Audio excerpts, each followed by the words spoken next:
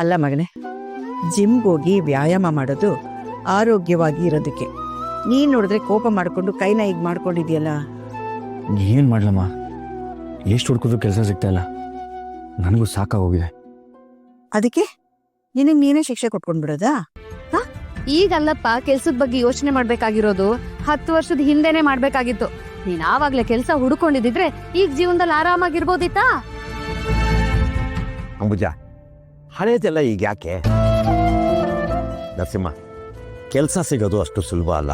10 ಕಡೆ ಓಡಾಡಬೇಕು, ಎಲ್ರೂ ಕೇಳಬೇಕು, ಕಷ್ಟಪಡ್ಬೇಕಪ್ಪ. ಇಲ್ಲಿ ಅವಮಾನ ಆದರೂ ಸಹಿಸ್ಕೋಬೇಕು. ನನಗೂ ಪೊಲೀಸ್ ಕೆಲಸ ಅಷ್ಟು ಸುಲಭವಾಗಿ ಸಿಗಲಿಲ್ಲ. ಆ ಕೆಲಸಕ್ಕೆ ಏನು ಬೇಕೋ ಅಷ್ಟು ನಾವು ಓದ್ಕೊಂಡೆ. 6 ತಿಂಗಳು ಕಷ್ಟಪಟ್ಟು ಶ್ರಮ ವಹಿಸಿ ಟ್ರೈನಿಂಗ್ ಮಾಡಿದೆ. ಆಮೇಲೆ ಕೆಲಸ ಸಿಕ್ಕಿದ್ದು.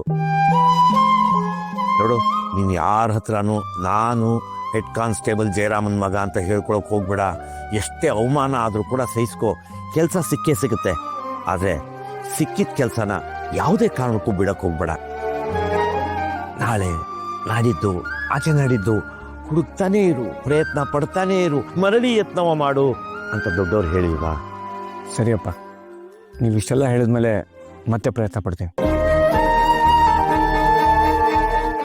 ಯೋಚನೆ ಮಾಡ್ಬೇಡ ಮಗನೇ, ದೇವ್ರು ಯಾವಾಗಲೂ ಒಳ್ಳೆಯವ್ರಿಗೇನೆ ಪರೀಕ್ಷೆ ಮಾಡೋದು.